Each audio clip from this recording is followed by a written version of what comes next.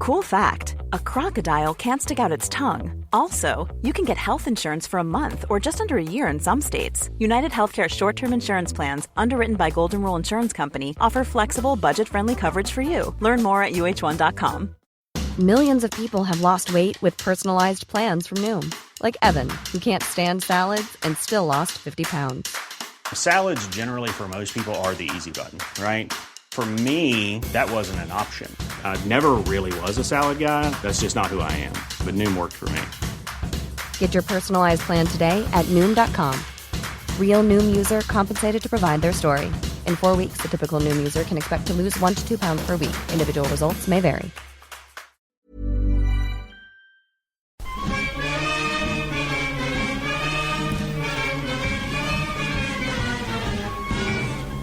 Hello, EggChasers. It's the EggChasers Rugby Podcast, a podcast about rugby that doesn't take itself or the game too seriously. Back in the rugby dungeon after the Premiership Final, after the URC Quarter Finals, after the final round of regular season games in the top 14, after the Pro D2 final. There's so much rugby on.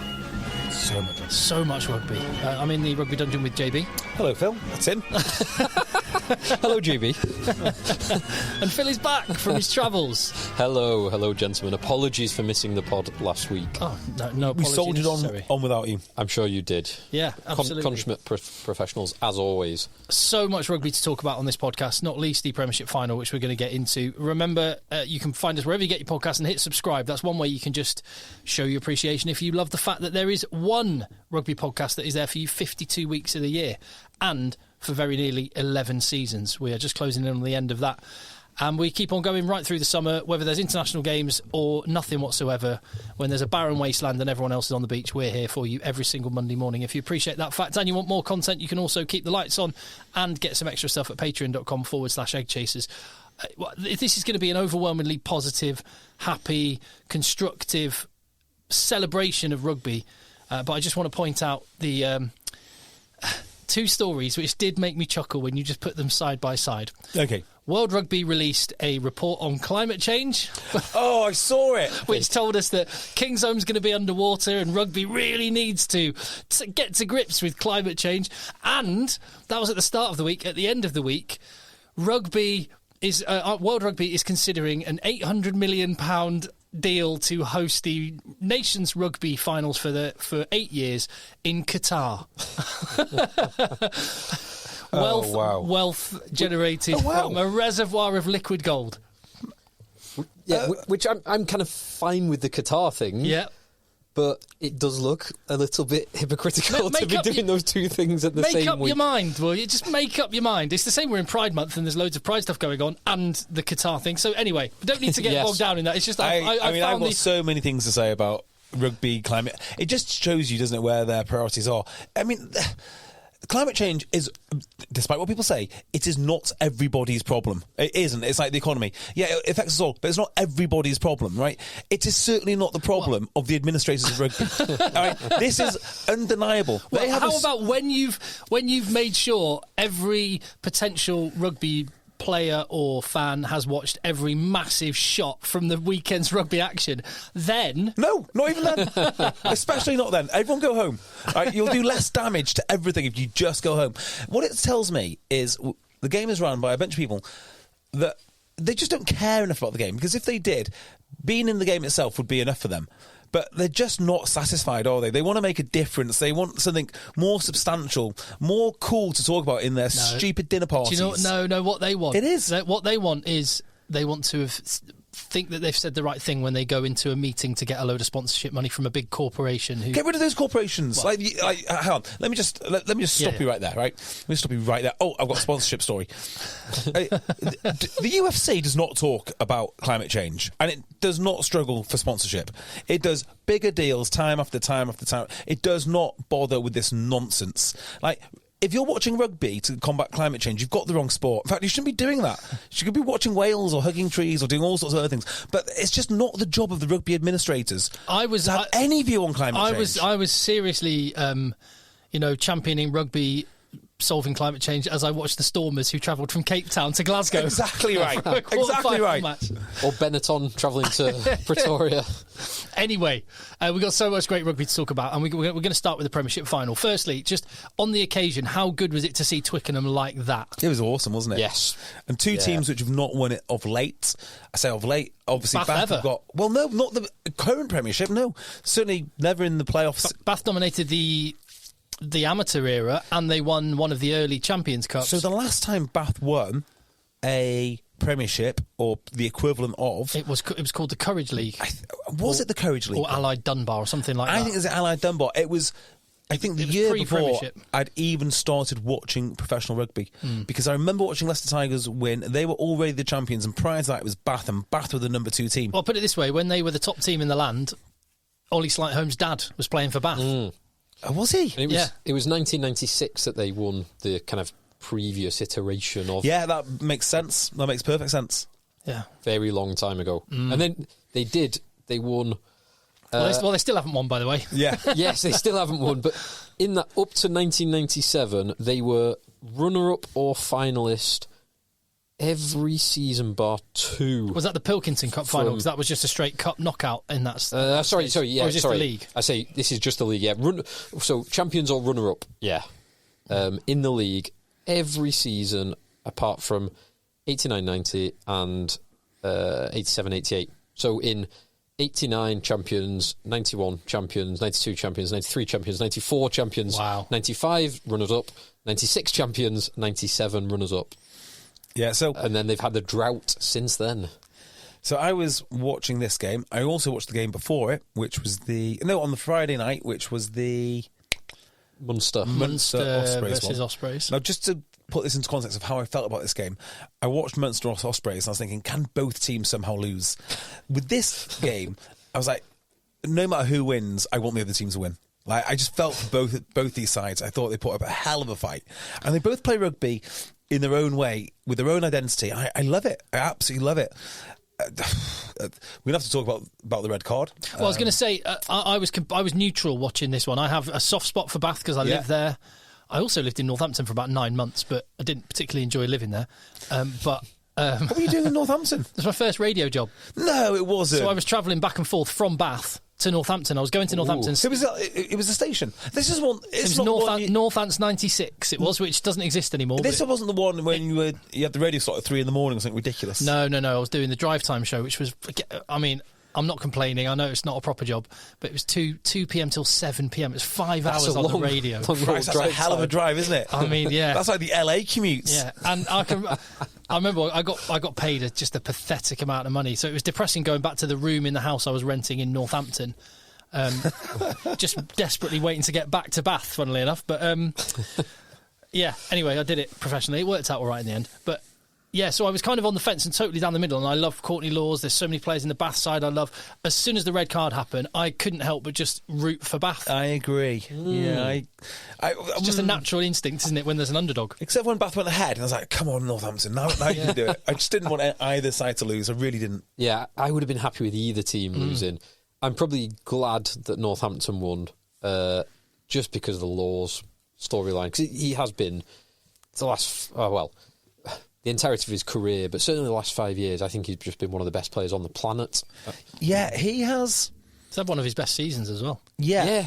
But he seems really to play well if you count the World Cup. In patches, is what I would say. Well, his injury's been a big issue so for you him, don't see him for a long time, and then they deploy him when it really matters. So take the World Cup. He hardly played at all before the World Cup. Oh, he's ace in the World Cup. No, but it's World Cup and since he's played constantly and been amazing. Yeah, he has. This is one of his only injury-free seasons. I seem to think he's not played that much this season, but maybe I'd be wrong on that. He's played lots. Yeah, but anyway, he's played very well towards the end, and that's what matters.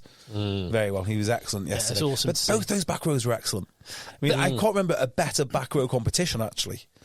Yeah, and it is a bit of a shame that was spoiled because Barbary was the one who was taken off. I mean, if you think about, Courtney Laws was excellent.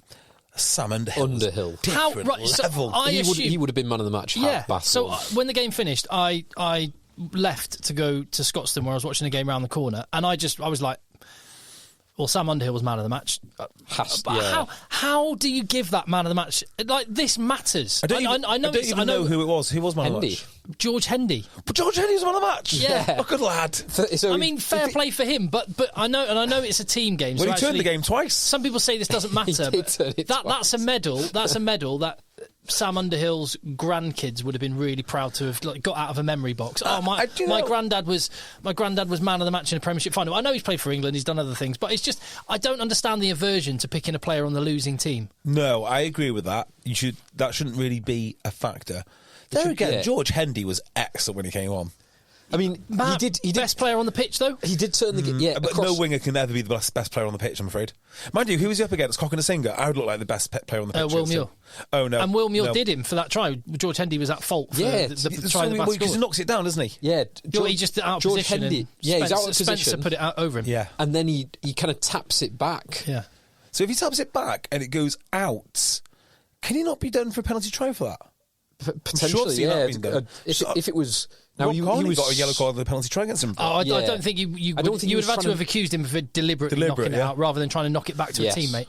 Or out of the way of Muir. I don't think he was trying to knock it off the pitch because he was actually in the field of play. Yeah, that's right. He would have had to knock it like a long 15 way. metres. It'd be very obvious what he was doing. It really would have been.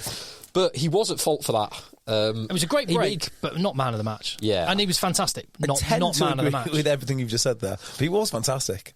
But not man of the match. Yes, not man of the match. Yeah, why not Slight Home? Why not? It would be. I'd put a bunch of players on the Northampton team, but let alone the two best players on the pitch the three best players on the pitch were all wearing blue, white, and black, or black, white, and blue, or however Bath say it. Blue, black, and white.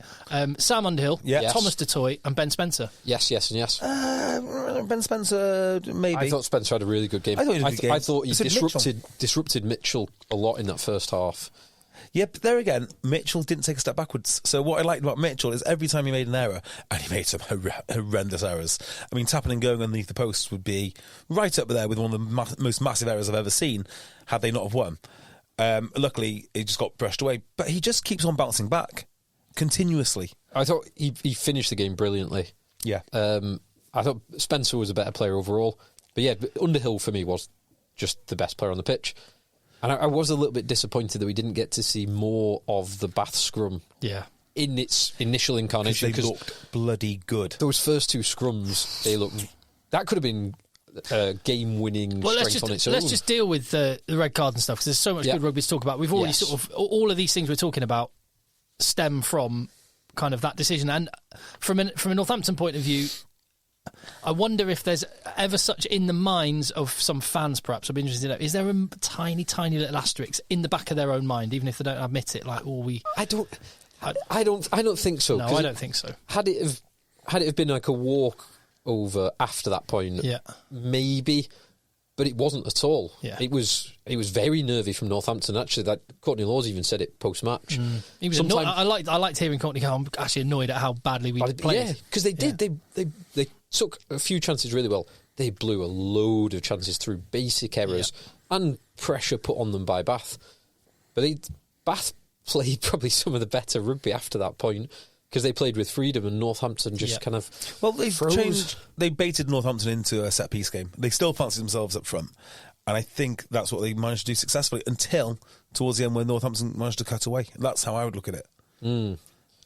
But so I don't think there'll be an asterisk in any of their minds. No, I think they worked very hard for it, and even though they didn't play their best game, they have been the best team across the full. That's exactly it. Whole of the season. You would either way round. It wouldn't really have mattered, because had Bath won, you'd have gone, well, the best team on the day won. Yeah. Had Northampton winning, you go, well, the best team over a season won. Yes. Yeah. So it's kind of happy days. As for Bath, that red card, one of the other things it told me as well, what a luxury player Barbary is.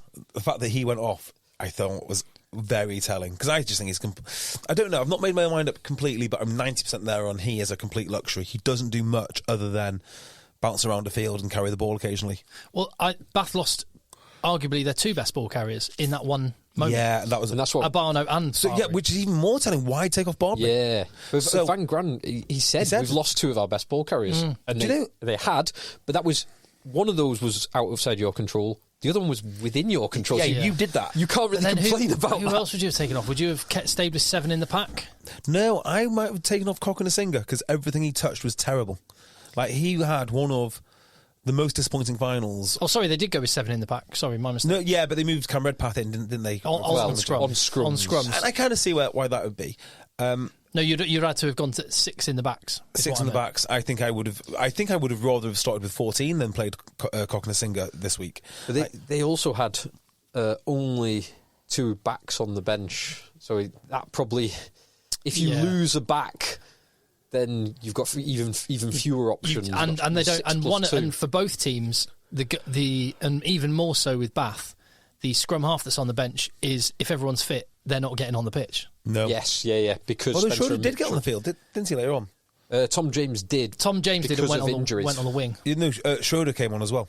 Did he? Yeah, because I was thinking, who on earth is that guy? Because he wasn't at scrum half. I know, it's Schroeder. So he wasn't playing scrum half, but he was on the field. He got on because of injury, but that's what I mean. If everyone's fit, they're not getting on. So really, Bath and Northampton had 1 back. Yes. Effectively. Yeah.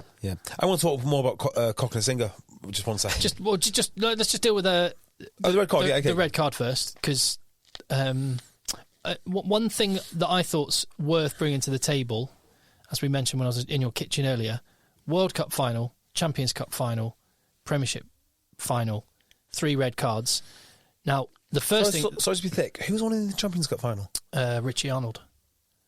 Oh, yeah, it was, wasn't it? Oh, yeah, in the last... Yeah, the first thing to point out... Which that didn't... Yeah. No, the first thing to point out is all the games went right down to the wire, either direction. Yeah. So apart from the 2019 World Cup final, that no red card. There's no red card. That was simple loss through concussion. Yeah. So those 3 massive games, the 3 biggest club or international games in our universe, anyway, we would, or so far since the World Cup, Premiership final, Champions Cup final, and World Cup final, all had red cards. So that gives evidence that red cards don't ruin matches. But equally, it is 3 showpiece occasions where there have been red cards, and they're all for basically the same thing, particularly Sam Cane and Benno Abano, which is no malice, and I don't know whether you would describe it as poor technique that can be solved by next weekend, for example. No, it can't be. I mean, it just can't be. Abano is dipping at the hips. Like you pointed out upstairs, it is a hugely dynamic sport. A hugely dynamic sport with enormous forces at enormous pace. Minute differences having to be done in minuscule amounts of time. Yeah, there's a way that Augustus could have carried that ball. It's not on him, by the way. But there's a way that he could have carried the ball. He could have slipped. He could have done anything by accident. And somehow, the shoulder misses his head by a fraction. Abano stays on. So it's not necessarily the action of Abano. Like, that's the thing. It's not. You look at the way he's bent the waist. He's tackling as a coach would teach him to tackle. Could he get a bit lower? Yeah, but it's not unusually high. That's for sure. I think a bigger point, which I would just broaden out from this, because I know the obvious place that people go to with this is, it's about CTE and we're trying to change behaviour because it's about concussions. The concussion pseudoscience is playing a something you've pointed out many times is that the World Rugby Science, and Ross Tucker is at the forefront of this with World Rugby, the 2 things don't tally up. The evidence says it's not about one-off shots, accidents like Abano on Augustus or anything like that. It's on the repeated, in training, in matches. Like World Rugby's data says that in games there are hundreds of high-velocity head incidents in every single game, most of which you cannot stop. They happen in the game. So I guess I'm saying that the red cards, I don't know that I don't think they solve. I don't think they're solving, and the evidence is that there's lots of red cards. But in any case, I don't think they're solving the problem that seems to have been identified that they're being brought in to do. So, does that make sense? Yes, I completely agree with you. It's like a baseline, isn't it? So let's change the behaviour. But we're at that level now where they just, the behaviour's been changed. We can all go back to normal. That's kind of what I think. Like, there's no more behaviour to be changed. Simple as that. Like, these things are going to happen. I don't even like calling it foul play because we know what foul play looks like. That's a punch, or it's a gouge, or it's a stamp, or it's a swinging arm. It's not what Abano did. So we shouldn't even be started with foul play. Yellow card, yeah, fine. Technical. It's a technical infringement. Well, they say it's dangerous play. It's a very dangerous, but it's a technical but very dangerous infringement. That's how I look at it. I would On the, I think we've been here before, so I'm not going to go into too much detail. But on the big impact versus lots of impacts, I don't believe I've read any kind of conclusive either way. There's an argument that it could be one. There's an argument it could be the other. It could just be. Yeah. It could be a weight of both. I don't think we really know. One of the bits of data that comes out, it talked about the number of those, I can't remember what they called them, high velocity. Subconcussive. No, it's not even that. It was about the number of instances, the data showed the number of instances where the head is moved in a high velocity manner. Yeah, like a high G. collision type manner. And a lot of them are nothing to do with a head-on-head tackle. Yeah. In fact, the vast majority of them are nothing to do with a head-on-head tackle. That's not to say you don't try and avoid it, but exactly as you say, it's giving... accident. I just have so much sympathy for Abano, who now probably will miss England's tour. Yeah, Alfie Barbary, £60,000. Alfie Barbary was robbed of his opportunity to show why he should be on the tour. I don't think he would have been for the record. Nope. But yeah. Shock horror. High level professional sport of this nature comes with risks. We all know this. Let's all move on. We made the game. We've done our bit now. We've done the whole Orwellian changing behaviours stuff, and I think it's about time that. I mean, it is slowly reversing, I might add. There were some hits in all the games this week which were penalties which would have been yellow cards or reds, I believe, only 2 years ago. So, it is changing to a more common sense based thing. When it first started, some of the decisions were ludicrous. I saw that Bono shot. I could easily make out it was a red card by following the process. It was a red card. I'm not denying that. Yeah. I think we need to move on to a different standard now where that is not a red card. Maybe it's a yellow card. Technical infringements are... Yeah, that's how we start. It's a technical infringement, yellow card. It's not foul play, because I do not believe it is. I would have been okay with that being a yellow, because I think there's probably just about enough mitigation from the Augustus height carry. I mean, there are some still... So the thing that counts against Abano is he kind of hits up. So if you freeze just before he hits, his back is bent, he's kind of bent at the waist, but he then goes up into the hit. Which is partly as a consequence of the hit, physics. Yeah. But you can only go up if you've gone down first. You can. You can't go up from an upright position. There are, like, Abano is, I don't know, 5'9", 5'10". 6 foot, I think. I don't think he's 6 foot. Massive man, isn't he? I think he's. I reckon he's 5'11", something like that. I think he's shorter than that. Let's have a look. Yeah. He's so massive, though. And he's so dynamic. He had a great 20 minutes, I'll give him that much. 5'9". No way. Benno Abano is. Wow. And 120 kilograms. Oh, my goodness. So he's this little ball, I guess. But they lost a lot of density in that collision, didn't they? There's a lot of density in that collision. If Courtney Laws and Peter Steph-Toy, who are 10 inches taller than him, I know, can get lower. I know. He could have done something better, I think. Well, he could have done something. He absolutely could have done something better. There's no two ways about it. But again, playing high-level sport comes with risks. Being a high-level banker comes with all sorts of risks. Yeah. It's fine. Yeah, I guess if you don't watch a lot of rugby, 3 games you may have watched. Yeah. Because they were all on ITV. World Cup final, Champions Cup final, Premiership final. All you've seen is 3 red cards that 5 years ago... If you were a rugby fan 5 years ago and then tuned into those 3 games, you go, what? Yeah. Well, I'm not saying it wasn't a red card. It was. Yeah. It probably was like 7 years ago. We're probably... it's probably been going on for about 5 years now.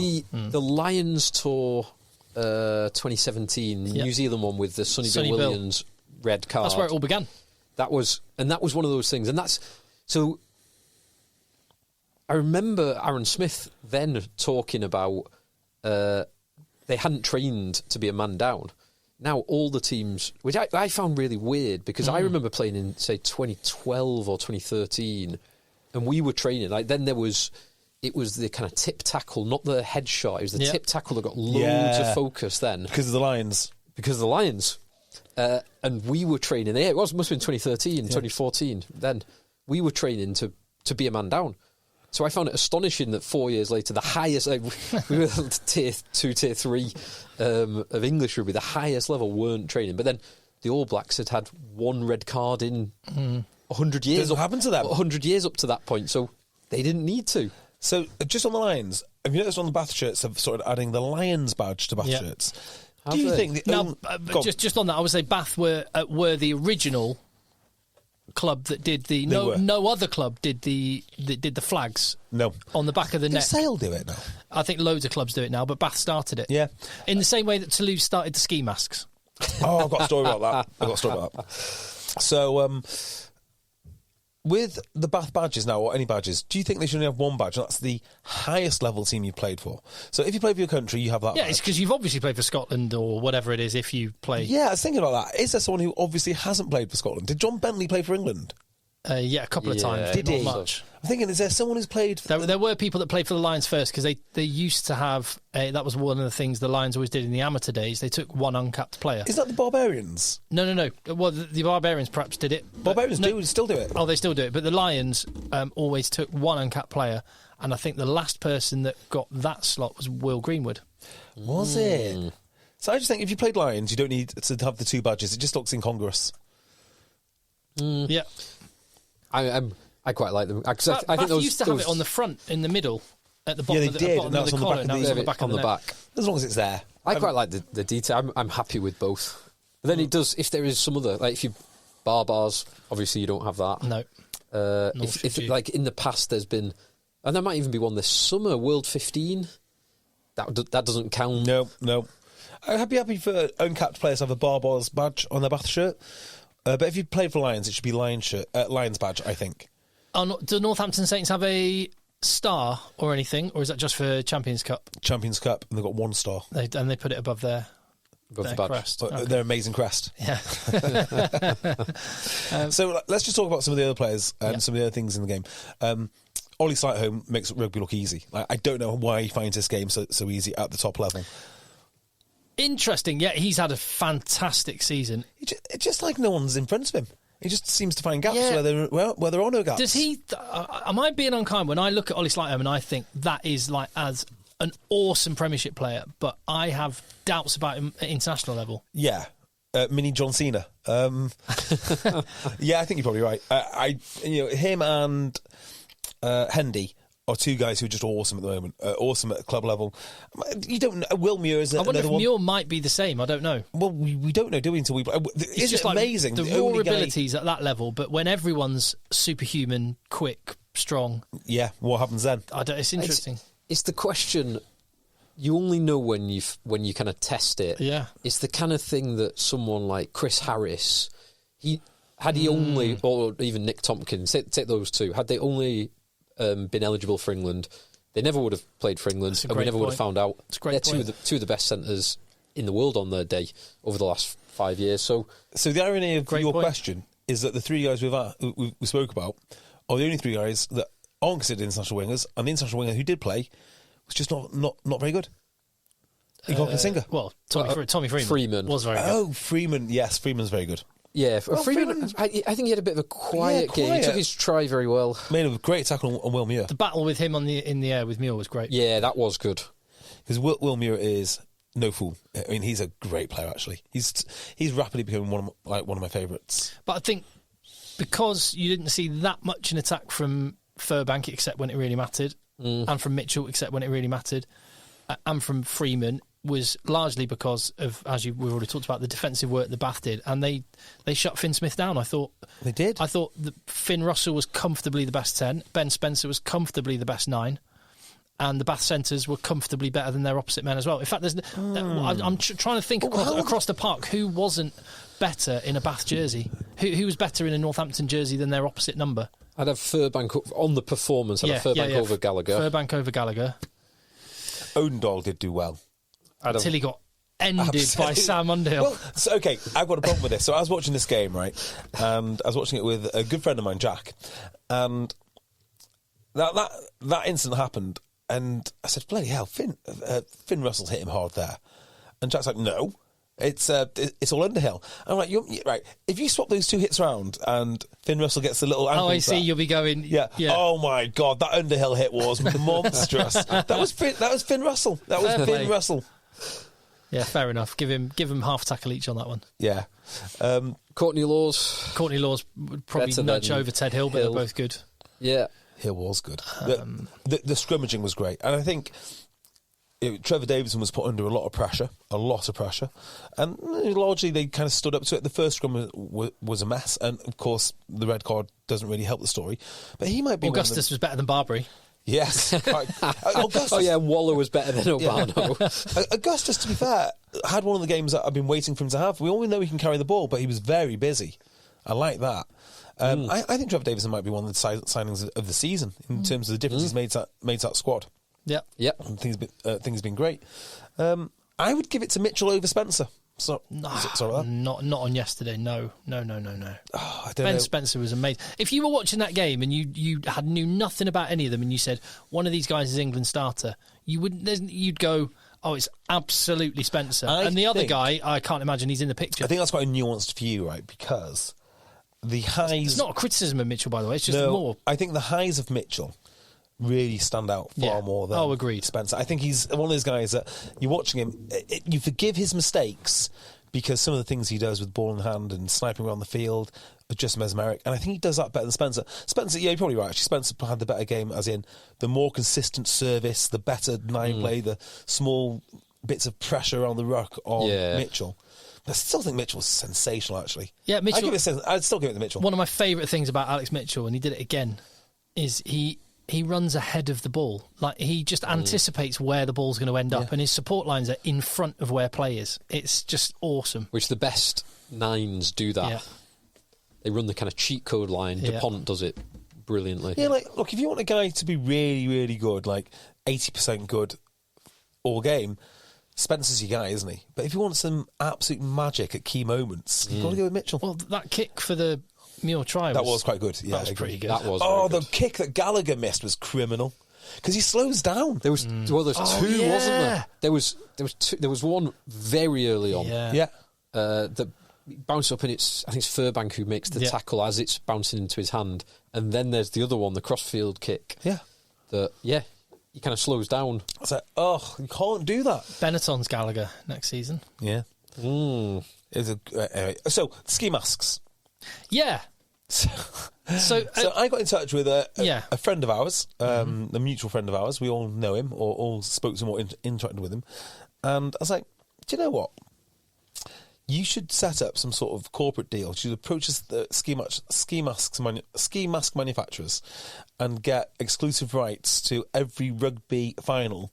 Because Oakley had never thought of selling ski masks in that situation. Have you not noticed that ski mask companies are doing that already? They're clearly sending them to all of the teams. Exactly what's happened to England. Because Bath and Northampton had a supply of ski masks from Sunspell. So, Toulouse started it. So now it's been happening. I would say if I was England, I would be going out there as the RFU or Premiership Rugby, if they had anything about them, and signing a deal for all finals for the next 5 years that we have to use your ski masks. Why does it have to be a ski mask company? Why can't you just advertise on the band of the ski mask? You could have Gallagher ski masks. Or do both, yeah. Oh my God, the real estate. Yeah, why? The real estate exactly. on the goggles. On the goggles. See, this is why. Right, so here's devil's advocate. Am I just being a rugby hipster? I think I'm being a hipster on this one. You know how when there's some people with music, when a band gets popular, they're like, I don't like them anymore, but they love them. Yeah. I'm a bit like that with ski masks. I loved it when Toulouse did it in 2021. Absolutely loved it. Those photos are iconic. They are cool. And when Toulouse won the Champions Cup final, I was like, where's the ski mask pictures? I couldn't wait to see Jack Willis in a ski mask because he plays for Toulouse. Yeah. But now we've seen, what was the game the other week? There was one of the Pro D2 games, wasn't there? I can't remember. There was another final of something or of some description, and they had the ski masks out. And then the Premiership final, they had the ski masks out. And I still enjoy it, but I think very soon it's going to become so ubiquitous that I'm going to be like, no, I'm done. So it's not necessarily the ski masks themselves which I like. It's the thought of the other team sadly packing away their ski masks that I really like. Oh no! Maybe next year, pulling out their dusty ski masks again. I wonder 5 years since I took it out. I just think ski masks because they can't. They're rugby players. They're not allowed to go skiing because it's a dangerous sport. Exactly, in season. I want to know what was the. I want to know the origin story of the ski masks at Toulouse in 2021. They didn't want champagne in their eyes. They wanted to party with clear eyes. Yeah, I love it. at least that's my thinking is. Yeah, I think that's the other thing is you don't just wear the ski mask. You wear the ski mask and spray champagne. The two have to go together. Yeah, you've got to be spraying the champagne. That's when you point. put the ski masks on. Yeah, I think it's a glorious addition to rugby. It is. I'm slightly annoyed that I didn't get some for the Broughton Parks under 16s when they won the Lancashire Cup the other week. That'd be expensive. That would be expensive. If you're buying them for the boys. But I fear that it could become as ubiquitous as Sweet Caroline that it starts to annoy people. It'll never be. No, Sweet Caroline is something which, like, middle-aged men with entry-grade Rolexes singing golf clubs after a few too many beers. Like, Or the England football team. Yeah.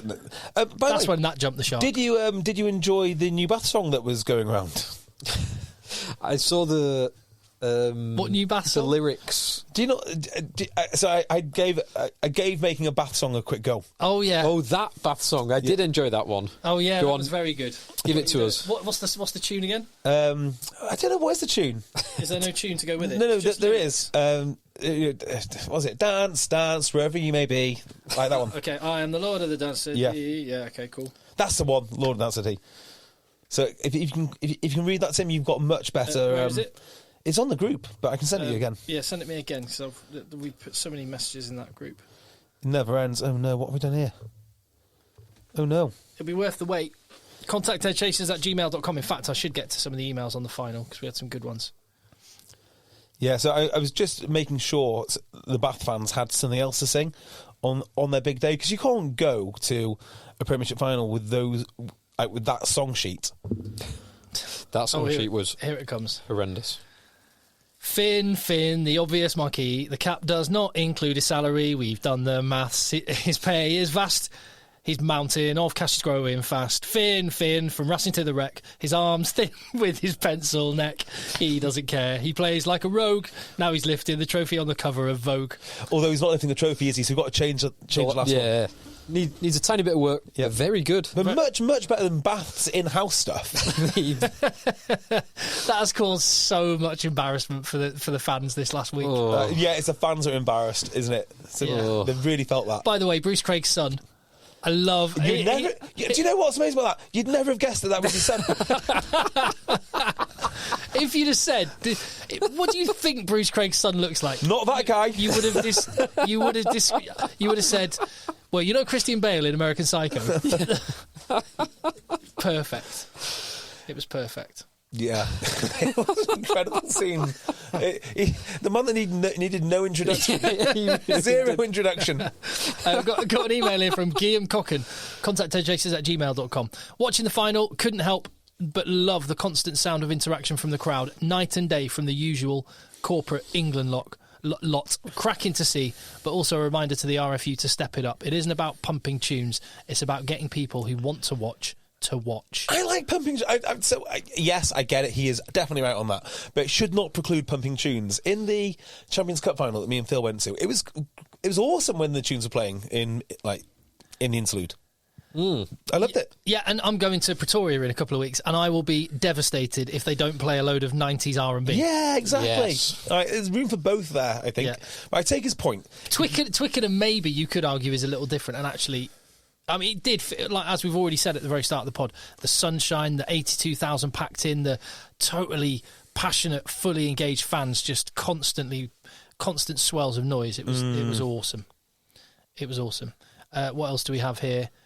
This is on the red card point, which we've already covered off, I think, but contact eggchasers@gmail.com. 20 minutes in, final hotly contested, and one missed time tackle, and the game is over. Written during the game. I dispute the second part of that sentence. No, the reason why Finn Russell missed some kicks, that would have helped. Matt Gallagher could have caught a ball. That would have helped. It could have caught two balls. Yeah.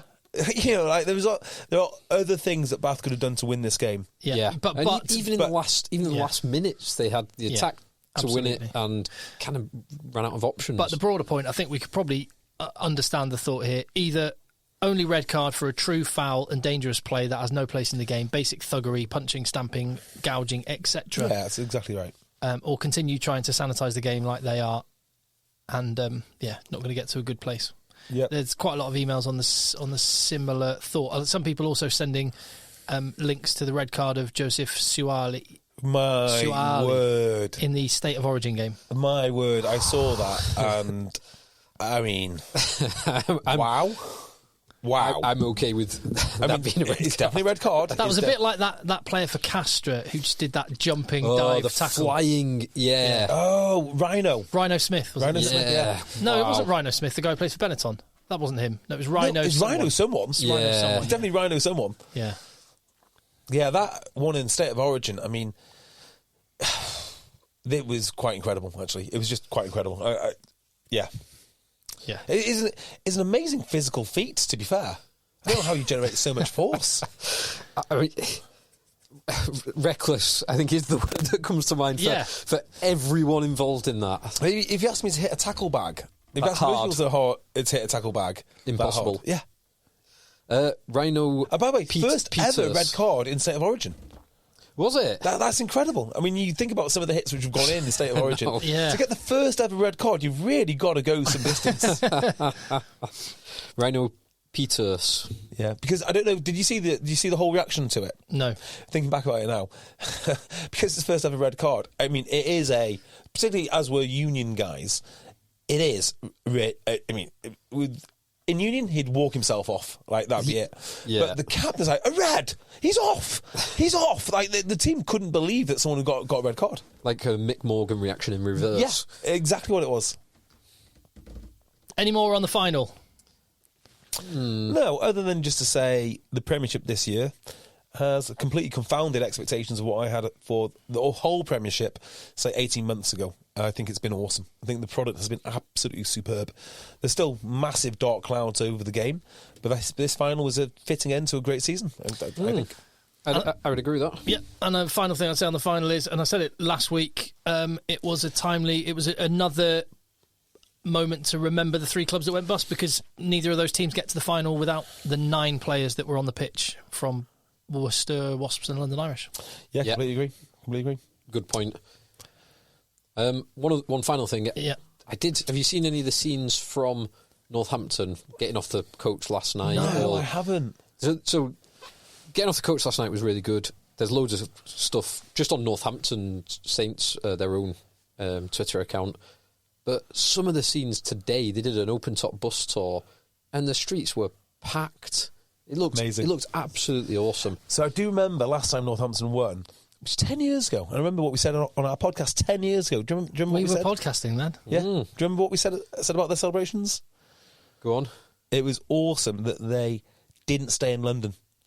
Yes. So they all jumped on the bus and they all went back Straight. to We We Northampton. did say that 10 years ago. Yeah, 10 years yeah. ago.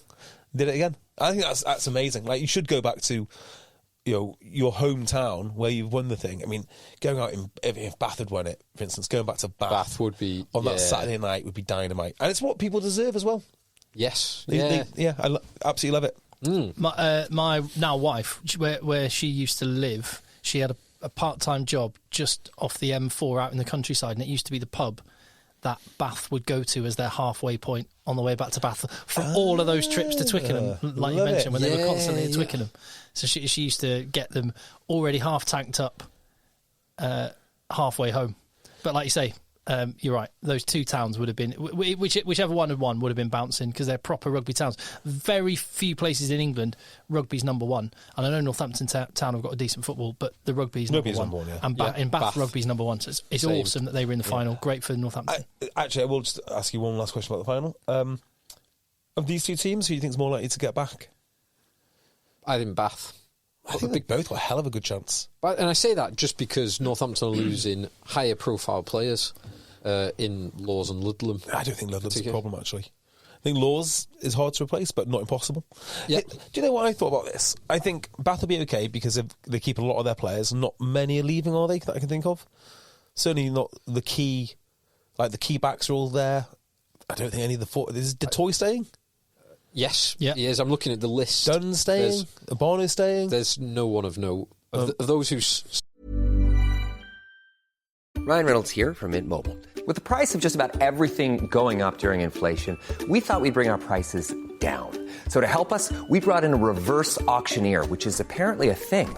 Mint Mobile Unlimited Premium Wireless. How to get 30, 30, bit to get 30, bit to get 20, 20, 20, bit to get 20, 20, bit to get 15, 15, 15, 15, just $15 a month? Sold! Give it a try at mintmobile.com/switch. $45 up front for 3 months plus taxes and fees. Promo rate for new customers for limited time. Unlimited more than 40 gigabytes per month. Slows full terms at mintmobile.com. One size fits all seems like a good idea for clothes until you try them on. Same goes for healthcare. That's why United Healthcare offers flexible, budget-friendly coverage for medical, vision, dental, and more. Learn more at uh1.com. Started the final. Matt Gallagher is the only one They'll live. who's leaving. Tom de Glanville might have been in had he been fit all season anyway. Yeah, so like, there's nothing really of concern on Bath's side. So I think they'll be strong. Northampton, they've done this slowly and incrementally, and the players are losing all the players they inherited. They're starting to build a team around the culture and the style of play that they've developed now. And I think they'll be fine, because I think they know what they're looking for, who to replace those players with, and actually having your system and your culture is probably more important than the players that you're losing. I think they'll be absolutely fine.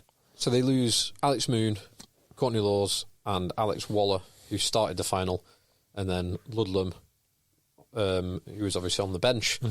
They lose the other Waller boy.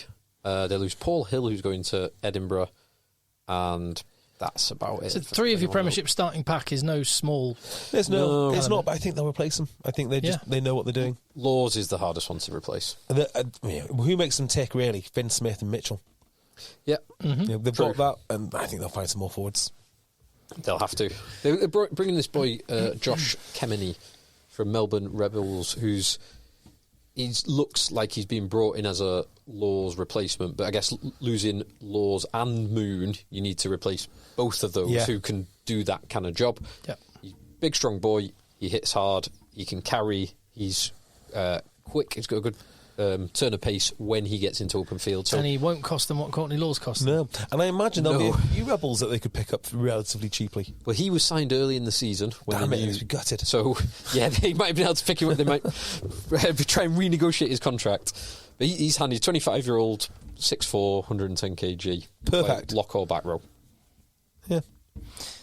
Do you want to do some URC? Yeah, contact eggchasers@gmail.com. Well, just continuing from that, Finn Smith or Marcus Smith, who starts 10 for England, because George Ford is out of the tour to Japan I've just seen that. and by the way, New Zealand. I've just seen that the French are having a general election. Yeah. Snap general election. Have you seen that? Been called. How soon? Now. I mean, like, literally not voting this second, but yeah, Macron's called a general election. Interesting.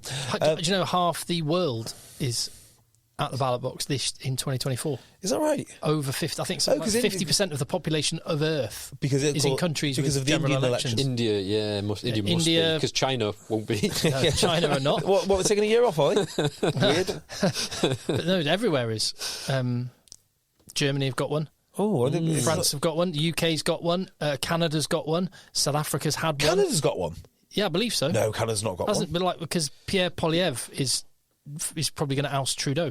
No, they did an election like 2 years ago, a year ago. Okay, maybe not then. But anyway, half the population of Earth is having a general election. God, it sounds almost like a great reset. Largely down to India. India, 1.4 billion. Yeah.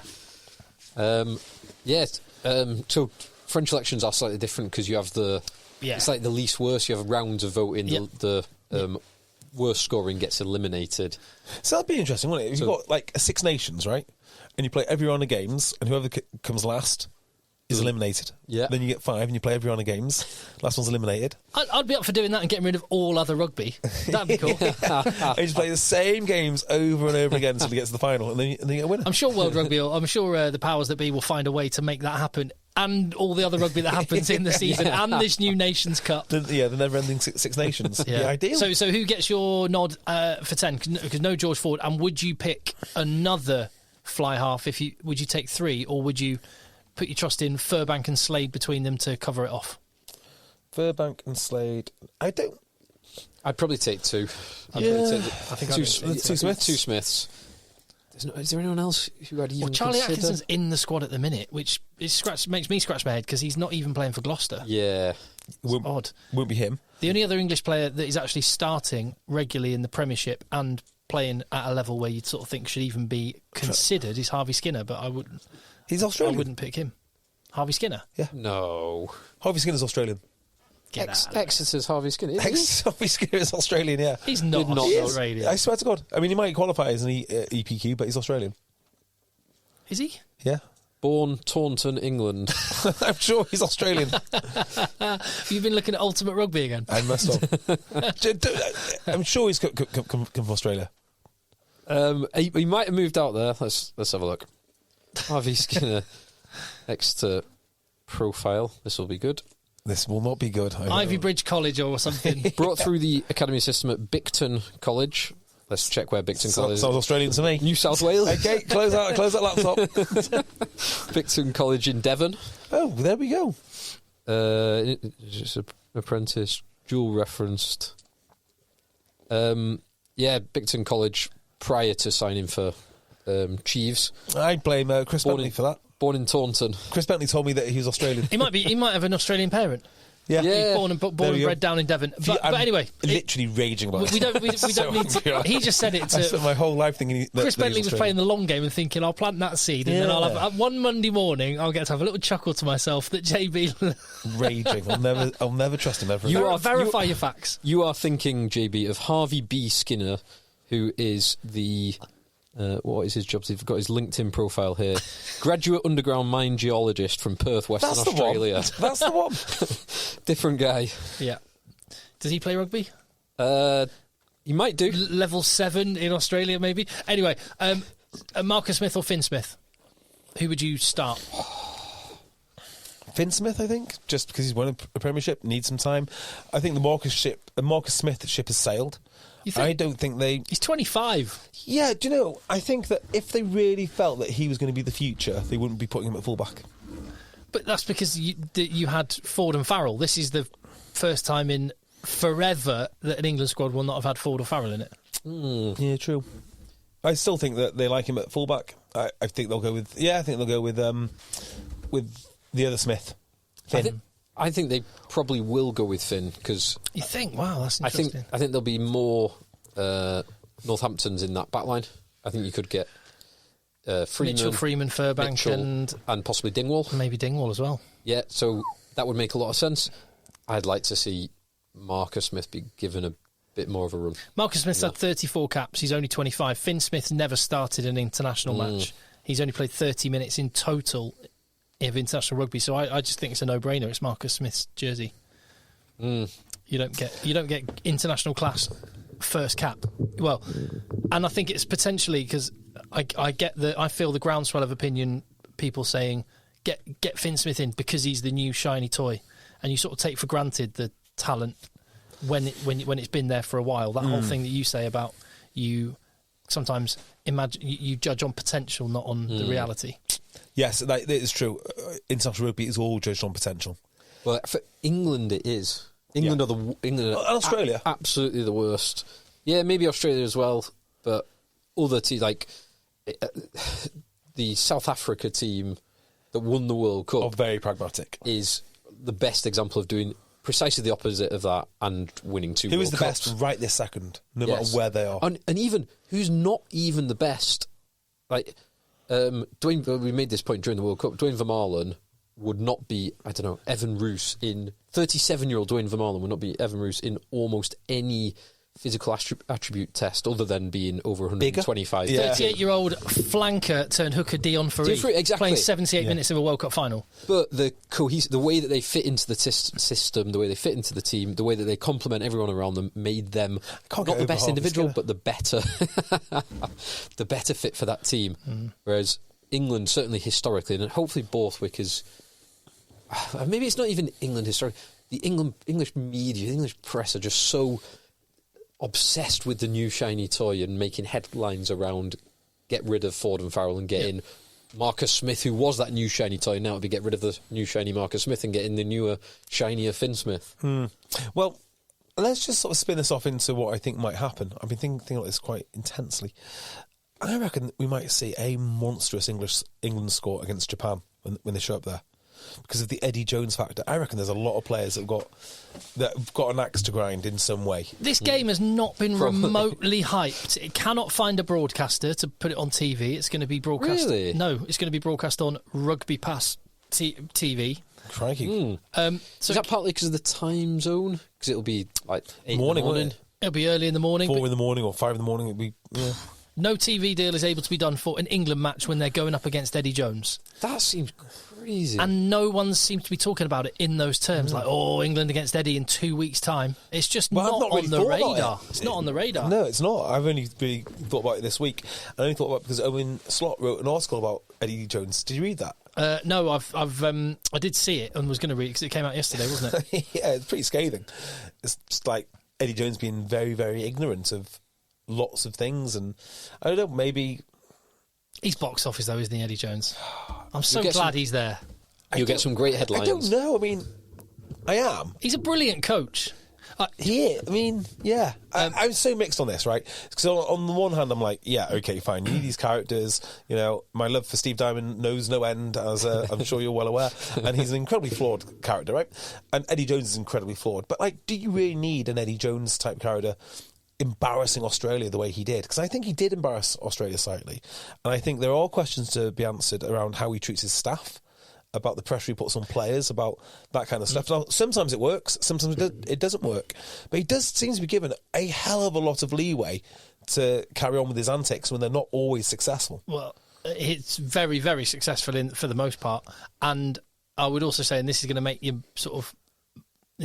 you question. No, it won't make you question what you think, but it's going to twist your mind a little bit. When I interviewed Courtney Laws, which the full interview will be coming out on FR UK, the other channel, the French channel, and Courtney Laws said Eddie Jones easily his favourite coach from his whole career. Yeah, I think that is quite possibly true, because James Haskell says exactly the same thing. He said I remember chatting to him about this very thing. He said, I've worked with Gatland, Edwards, you just listed of all these coaches, like Eddie Jones is my favourite coach. But James Haskell was there in the good days. Courtney was there when it all was turning sour. The thing is, though, Courtney Laws, to be fair to him, he got called up to a World Cup after not playing. You know, it's not surprising that he loves Jones, because Jones liked him a lot. I think where the questions lie are... Well, that was Steve Borthwick called him up to a World Cup without playing, not Eddie Jones. Oh, yeah, of course. Sorry. What am I thinking of? Am I thinking of Lions?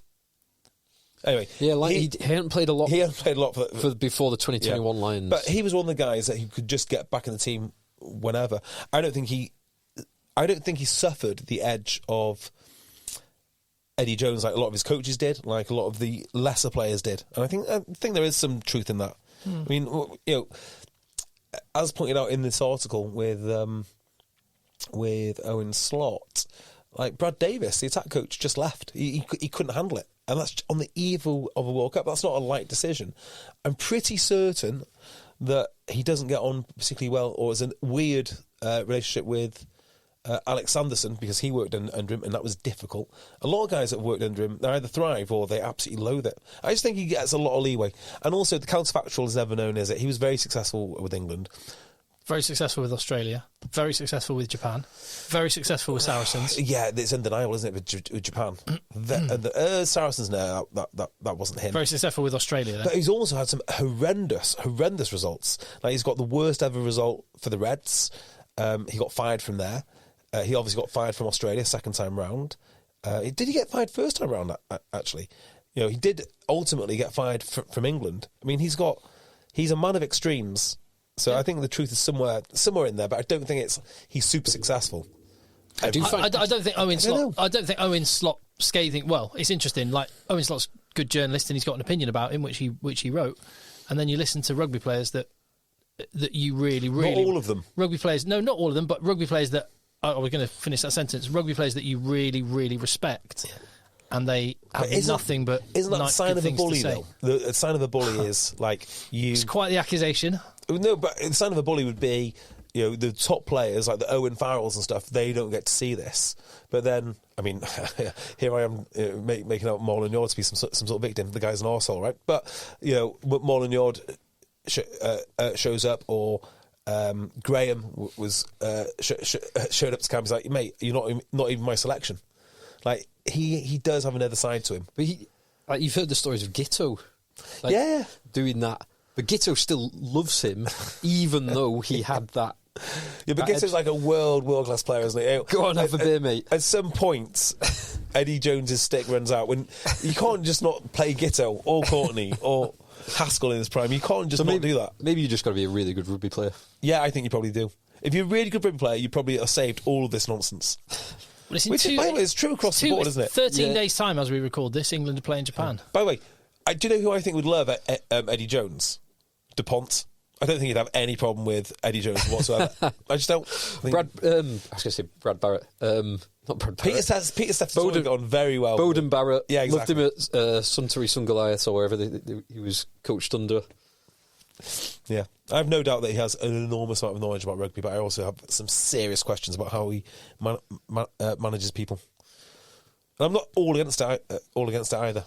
But it is odd that game is happening in 13 days from where we are now. Yeah, like almost unmentioned. The Rugby Pass website came out and said it's a landmark moment for Rugby Pass TV. It's a landmark moment for rugby, full stop, but not in a good way. No. I'd suggest it is on at 5 in the morning. Just is that right? Time, yeah, 10 to 6 maybe. On the. Do you want to do some URC? Sure. Yeah, quarterfinals this weekend. We've got. Oh, actually, can I just tease something? Yeah, I got told a story which I've told you boys earlier on in the week about rugby league, and I think you could legitimately level the accusation at rugby league that that the champions and most of their players at one point in history were legitimately juicing. It wouldn't. And I'll tell you that story. Yeah, I'll tell you that story right at the end, or maybe on Patreon. On Patreon. I think we do that because it's one of the greatest stories about rugby I think I've ever heard. I mean, no, it is simply the greatest story in rugby wow. I've ever heard. That's an amazing tease. It is. There is no better story than this one. There are something. Rugby league it never does things by half. Some of the stories from rugby league are just incredible. I wish the rugby league was bigger, a bit more transparent, but yet still tin pot. I wish we could just see it as it is now, right? But you're not allowed to change it. It's kind of like the Truman Show. It should be big, but it's not allowed to know it's big. Yeah, and you've got to still got to have the same amount of money. Well, listening to your economics episode, and I've heard Mark Evans say it before, but the NRL is the biggest rugby league in the world, any code. It probably is, yeah. Yeah. It's huge. Which is incredible. When I heard Mark Evans say that, I was like, yeah, of course it is. Because it is legitimately huge. It's the number one sport in Australia. I'd love to know what the comparison is to top 14, because that feels like it is going in the right direction. Just on top 14, actually, as you just mentioned it. Let me just show you this. Hold on a minute. It's the scenes at Van, who are a team from Brittany who've never made it to the top 14. They won the Pro D2 final against Grenoble, and they're in. And you just have to remember, this is Tier 2 rugby in France. Hold on, here we go. Just look at this. No ski masks. Just watch this. They're up. Wait. Awesome. This is second tier rugby. Wait. Yeah. Pitch invasion.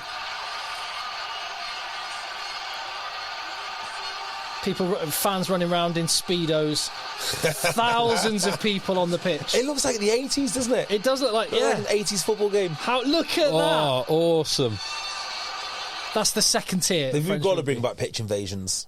I just think it's... while we're on French rugby as well, let me show you this. This is Camille Lopez in the game that I was meant to be at, but I'm kind of glad that the weekend got cancelled because it was biblical rain in Biarritz. What? They're the best games. It was, anyway, so biblical rain, Castra playing for a place in the playoffs, and Camille Lopez had the chance to be a hero and do a try-saving tackle.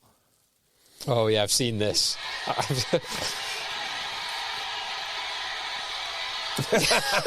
Your man.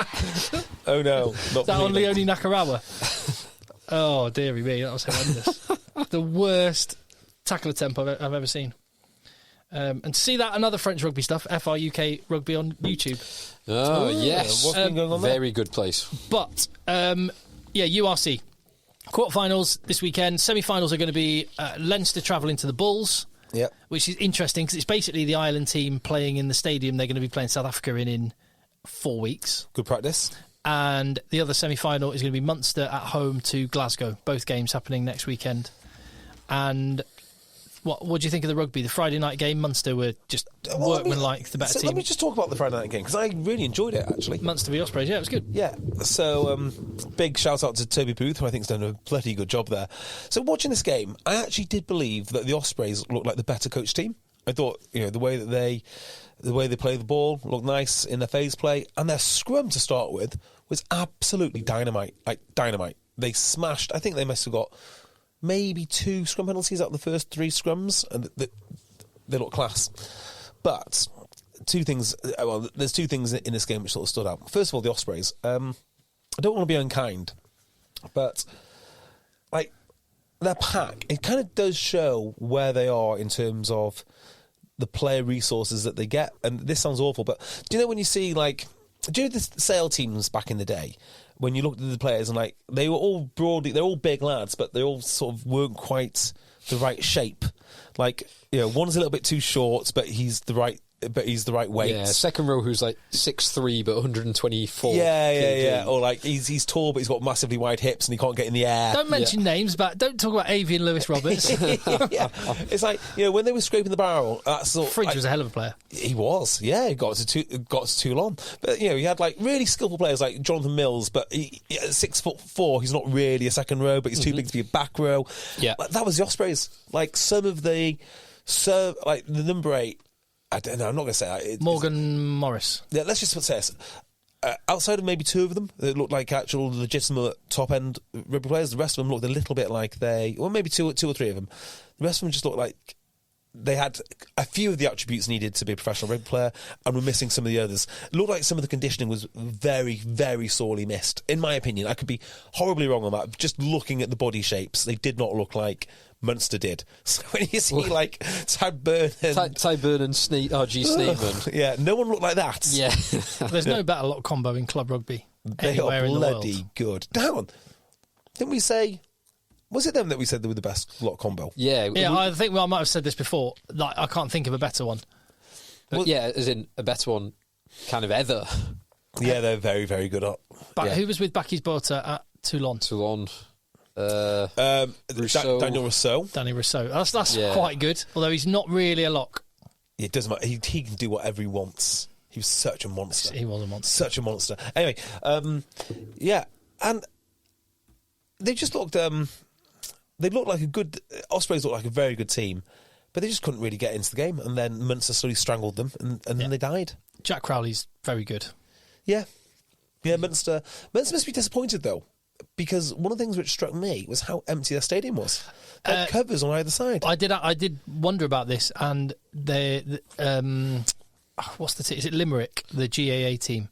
Are in the final, and it's a massive final, which was this weekend. And Friday night, 7:35pm kickoff. Loads of people usually come from Cork to Limerick and couldn't get there for kickoff. So those 2 things combined, and the fact that Munster are guaranteed, so long as they win, to have a home semi-final and a home final, maybe people are keeping their powder dry. Right, so Munster, if they get to the final, no matter who they play, will be in the final? Is that right? If they win the semi-final, they'll be playing at home. Oh, wow. Yeah. No, semi-final will be against Leinster, will it? Or Leinster or the Bulls, probably Leinster. Oh, aren't Leinster playing the Bulls next week? Yeah. That's the semi, so they can't be playing... So it'll be the final. The final will be... If they beat Glasgow and Leinster beat the Bulls, then it'll be Munster against Leinster in somewhere in the province of Munster, probably the GAA stadium. Oh, that's cool. In Limerick. Oh, that is cool. Which was a repeat of last year's semi-final. Yes. Where Jack Crowley knocked over that drop goal after Leinster rested a bunch of players. Mm-hmm. And this semi, the Bulls, is the reverse of the semi-final 2 years ago. Correct. Where Leinster fluffed their lines again. Now I'm going to mention something else about the Munster game, which I thought was interesting. Holly Davidson was refereeing, and I thought she had a horrendous game. And one of the reasons I thought she had a horrendous game is she let something go. Because you're a misogynist. Well, I mean, as well as. But one of the reasons I thought she had a horrendous game was because she let something go on numerous occasions, which has been outlawed in the game for, I must think, about 10 years now, which is stepping over the ruck and kicking the ball out. Now, I've noticed the stepping over the ruck and hooking it backwards coming back in quite a lot you're the not last allowed few to do weeks. it. No, Simple as hooking it backwards Back towards to yourself. You are. So, You're not allowed to kick it No, forwards. Munster were coming over, and they were kicking the ball out of the Yeah, well, you're not allowed to kick it forwards. Yeah, that is outlawed. Marrow used to be the best at that Yeah, before they outlawed it. Hang on, was it Marrow? Because I'm starting to doubt myself now. So I was like, well, this is awful. A top-end referee should know this. This isn't a thing. But then I realised Holly Davison's only 30 or 31. I think that this law was probably corrected, not with a law adjustment, but with a directive. So actually, the laws probably still say you can do it, but the directive is so old now that only people that kind of know about it. I wouldn't be surprised if it's just been erased from everyone's memory, and everyone thinks it's just a clever coaching point that's been reinstituted. Maybe. Maybe. I'm trying to think when it was. I'm trying to find it. So Alan Wynne-Jones was the master at this. You just step over Second rows. I remember. I remember my brother used to be awesome at it. It's something about second rows. Those massive long legs. Yeah, just stepping over and you kick the ball away. Yeah. Munster did it 3 or 4 times. I was going nuts. Nobody was on air play on. No. Although she did referee the first scrum awesomely. That should be the standard for refereeing scrums. So all collapsed, and she's like, "Carry on pushing, boys. Carry on pushing, boys." Do you know what? I've been thinking this through the URC Quarter Finals and the Premiership Final this whole weekend. One of the observations, and you're right, because on Friday night it was like, there you go. But very, very few scrums are being completed with scrum half putting it in, scrum half passing the ball out. Yeah. Very few. Well, the first one was such a mess because Ospreys dominated Munster so badly. But instead of just giving the penalty, she let it play. And it was awesome because both teams like, you want to stop it now? Like, no, keep going. No, keep going. And the ball is there. And then the Munster guys have broken off. They want to jackal at the base of the Ospreys 8, and they can't do it. But I think that's a good standard for refereeing. Just let them carry on doing it until the ball has moved, no matter what the scrum looks like. Carry on pushing.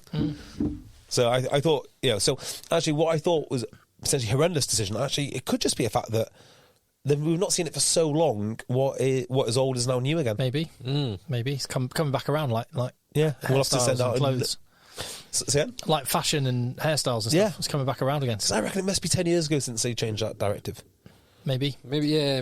I don't think it's quite that long, but yeah. And if it's a directive, it's not a law change, is it? So you don't update the law book. You just say, "Can you referee like this? Referee this, please." Not like Possibly then. Possibly. Just a quick one. Yeah. Backy's both as partners. So Backy's both have won 3 Heineken Cups with Toulon. Oh, hang on. Nick Kennedy. Very good. So, Nick Kennedy. Yeah. Nick Kennedy, who? What? Finish that sentence. His mum's an author. Yes. when we met him in Chicago, Yeah. "Oh, Nick Kennedy, your mum's an author." Yeah, that's right. He was like, "What?" So the other one, so Danny Rousseau. So Nick Kennedy was in 2013 alongside Backy's. 2014, it was Backy's with Danny Rousseau.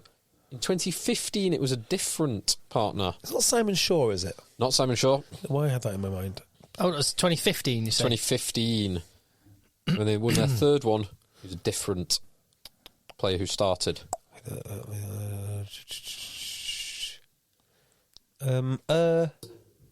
Is it someone? No, Tom Palmer, Stade Francais.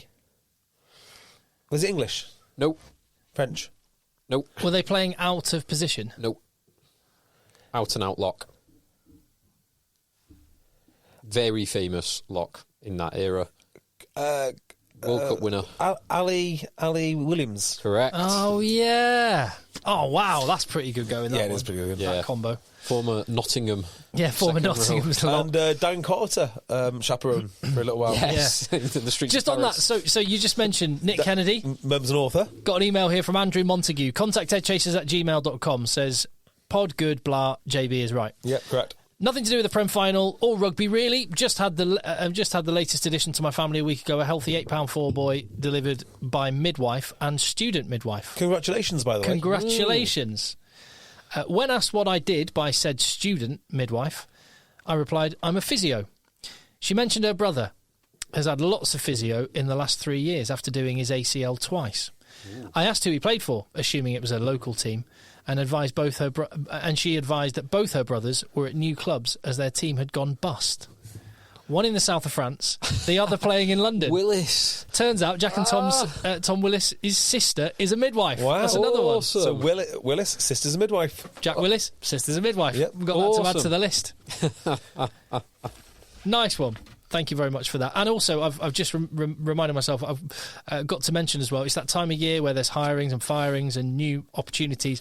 If you are a head coach in the West Midlands area, Five Ways Old Edwardians, their men's team play in the Counties 4 Midlands West, and they are looking for a head rugby coach. So a fantastic opportunity, a brilliant club. We know some guys from our EggChasers RFC team that play there, and they only have the great things to say about Old Edwardians. Well, if you're in the Manchester area... Five Ways Old Edwardians. If you're in the Manchester area and you want to play some proper forward-orientated rugby, I am the forwards coach of Talk H again next year, so come down to Talk H. And if you're in South Manchester and you have a child who's under 17 and they want to play for the Lancashire champions... And even if they don't want to play for the Lancashire champions, bring them down. Well, I'd assume if you'd be coming down, you want to play for the Lancashire champions. Absolutely you would. Broughton Park, Raffy Quirks, Broughton Park, under 17s. No matter what your child's doing, bring them down. Yeah, bring them down. Right, there we go. URC Leinster were good against Ulster. Kind of glad the season's over for Ulster. They sort of had some positives at the end. Cormac Izachukwu looks like a star in the making. Yeah. He looks really good. They've got better under Richie Murphy, so have a summer off, rest up and be better next year. Leinster look really good.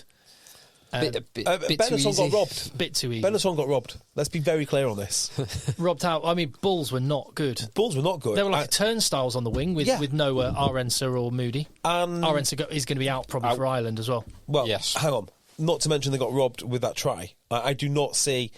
So, Benetton scored a try, and the try originated from a charge down from a maul. And apparently, Benetton left the maul too early to charge down the kick. What it was... Nonsense. Yeah, that was... 10-point swing, that. Federico Rutzer, because Bulls scored immediately after. It was a 14-point swing. Yeah, it was, actually. Yeah. And so Federico Rutzer was in the maul, and you know how they hold on to one defender and just stay bound, and that means they can be round the wrong side. Fine.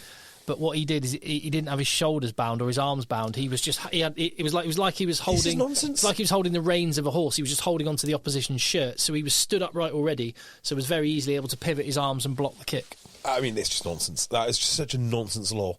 I don't know why they came back for that. That should have been a try. It'd have been a better game. To me, oh God, Benetton looked like the better team for large parts of that game. I thought Brex and Fekitoa ran the show. Fekitoa, Menincello, Brex, and the other... Ratave, thank you. The winger. Yeah, they were big, strong boys. Yes. Is there one thing that could be... Because, again, you're going to be a forward coach this coming season. Yep. Is there... Do you think... And I don't like changing loads of laws, but it has got a bit farcical, as long as you don't change your bind, you can just meander your way round to the wrong side of the maul. Well, this is... Do you think there's a way that could be taken out? If you end up the wrong side of the maul, you have to let go and go back round because again. you legitimately have to stay bound. So when you are bound to the man and you're meandering your way around, you can't touch the ball carrier, so don't even try. Because you are bound. So actually, as long as it's enforced properly, it's a good law, I think. But what you need to be doing is then pulling people out and then coming back in. But you can use it sort of, like you say, find yourself in positions, and if the ref doesn't know, I mean, you can't possibly scrag the ball carrier if you're bound, can you? Because you're bound. Yeah, if you do, it's a penalty immediately against you. Which is kind of what Rutzer did, just to... But he's done for the leaving too early for the charge down. But I don't know how you leave it any later for the charge down. No, it wasn't about leaving early. It's that when he left, he wasn't fully bound. So he wasn't changing his bind? No. So it wasn't for changing his bind. It was that he had his arms outstretched and was stood up, holding on with just fistfuls of shirt, not bound in with his arms. Shoulder. So that's what he actually got penalised for. So maybe that makes you feel a bit... No, it doesn't. Your boys got robbed. Rubbish. Terrible. JB's beloved Benetton, Phil's beloved Ulster, both losing. So, just on the URC, right? Yeah. The Sharks have got to win it next year. I mean, why would they not win it? I just don't understand. I could not work out why they can't win it. They're a team of extremes. They've got incredible players. And with more incredible ones coming as well. And they've got average ones. But yeah, they have got more. But they're not just incredible players. Andre Esteson's going back there, and who else?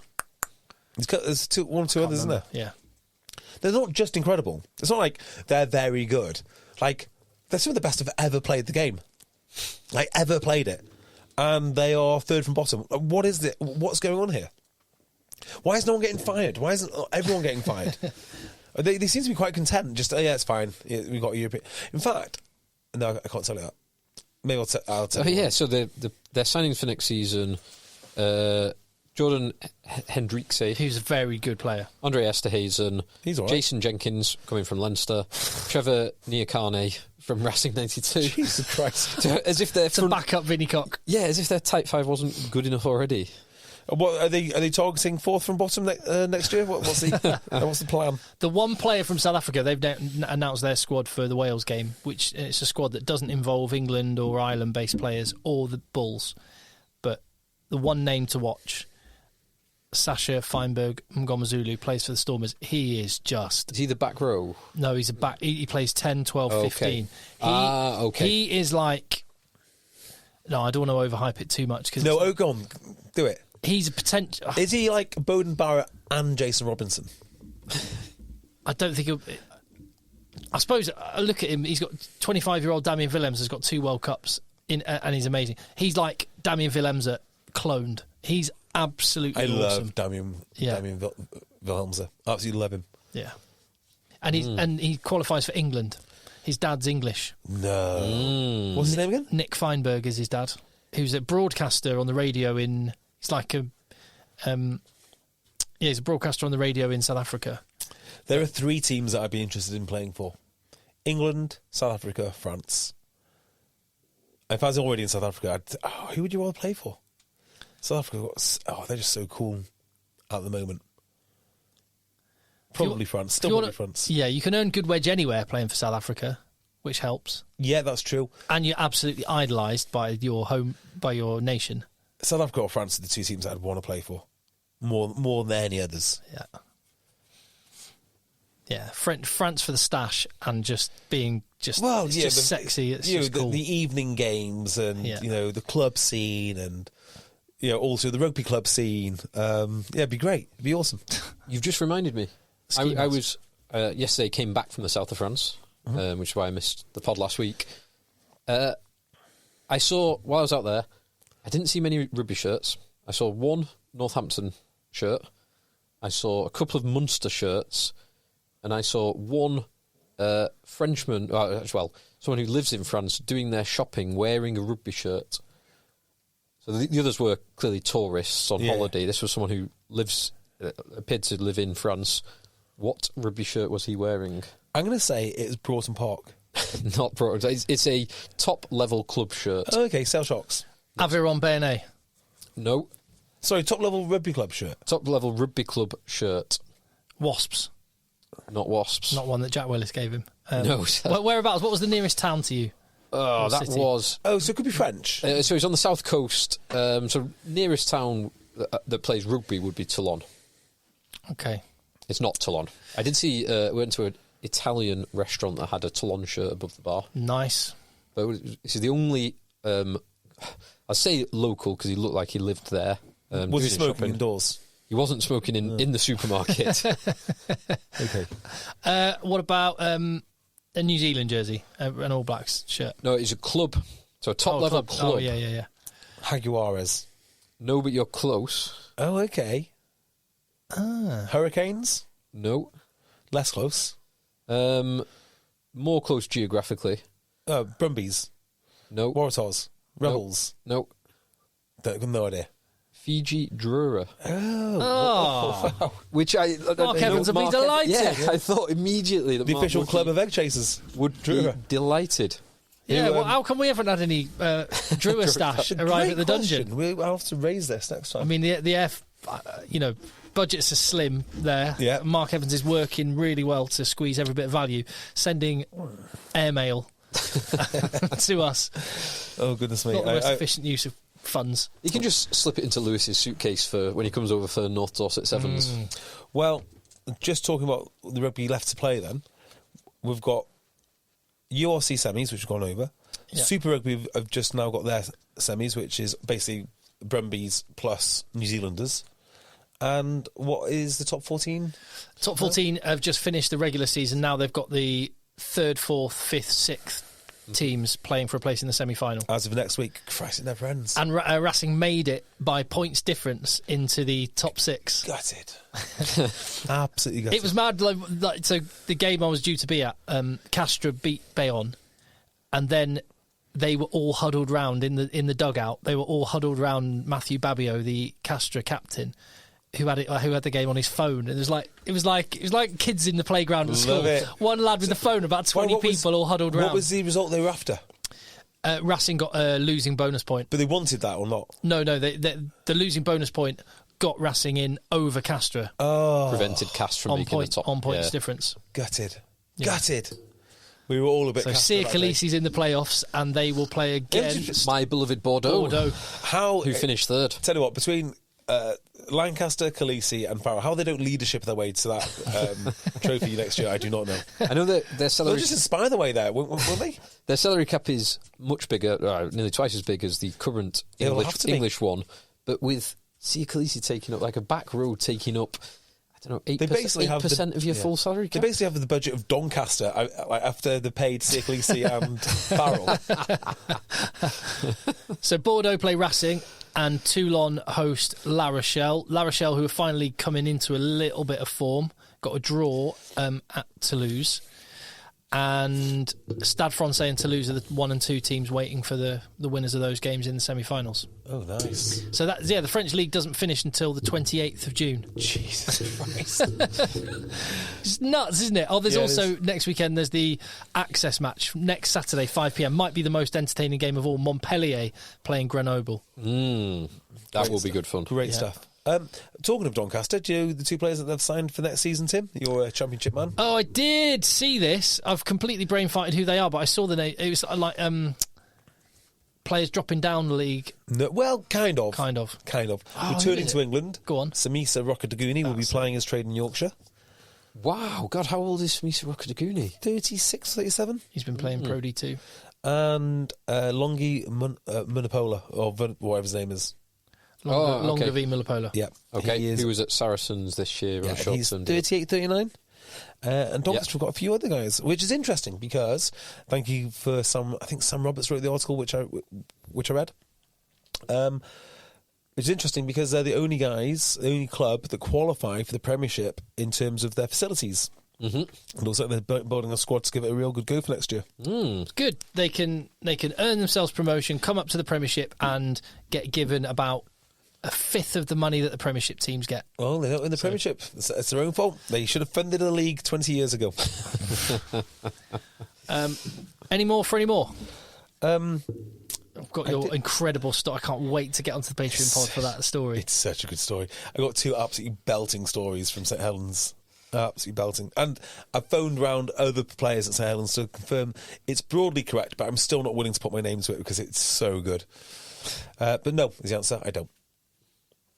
Any more, Phil? No.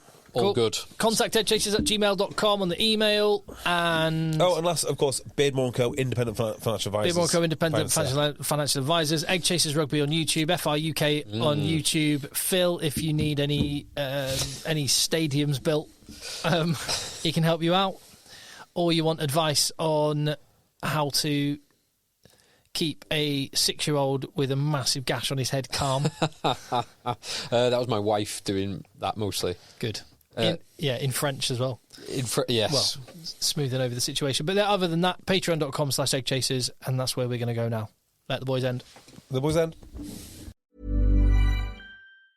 Roundabout Season 2, presented by Nissan, is live now, and we're back to share more stories from the road and the memories made along the way. We're talking rest stops. If we're stopping to get gas, you will be timed. Misguided plans. I grew up in the city, so I have a healthy fear of real extreme darkness. A lot of laughs. Y'all weird, but you were different. And so much more. Listen and subscribe wherever you get your podcasts. NetCredit is here to say yes to a personal loan or line of credit when other lenders say no. Apply in minutes and get a decision as soon as the same day. If approved, applications are typically funded the next business day or sooner. Loans offered by NetCredit or lending partner banks and serviced by NetCredit. Application subject to review and approval. Learn more at netcredit.com/partner. NetCredit. Credit to the people. The living room is where you make life's most beautiful memories. But your sofa shouldn't be the one remembering them. The new life-resistant, high-performance furniture collection from Ashley is designed to withstand all the spills, slip-ups, and muddy paws that come with the best parts of life. Ashley high-performance sofas and recliners are soft, on-trend, and easy to clean. Shop the high-performance furniture in-store or online at ashley.com. Ashley, for the love of home.